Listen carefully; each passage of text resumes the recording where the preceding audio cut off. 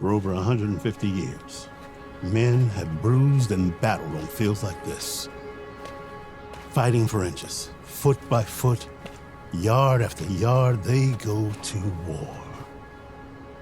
All for the glory of the game.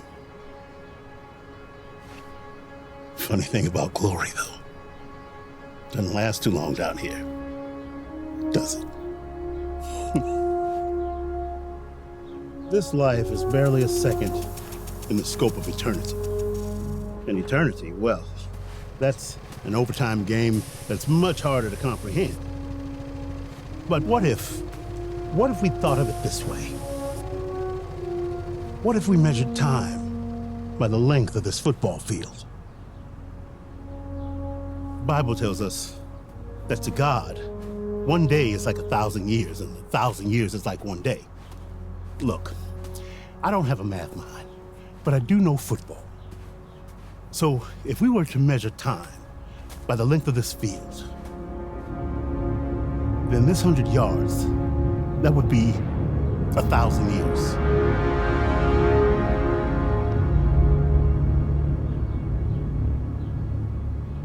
The 50-yard line, that's 500 years.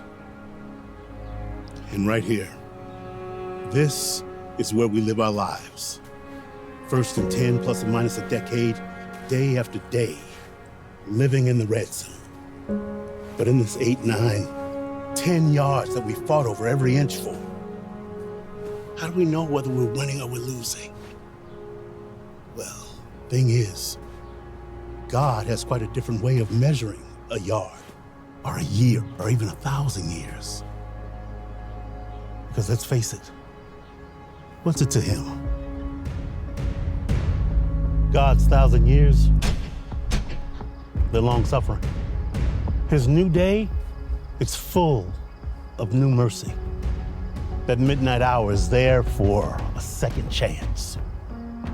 You see, time never holds him back or forces him forward. The moments of someone's life stolen away too early by death and multiplied without end on the banquet table of eternity. Yes, our agonizing wait is but a drop in the bucket of his goodness and grace. All those seconds that go by, those inches played out on the giant field of eternity, is God's perfect plan, carried out in a precision that we can't even fathom.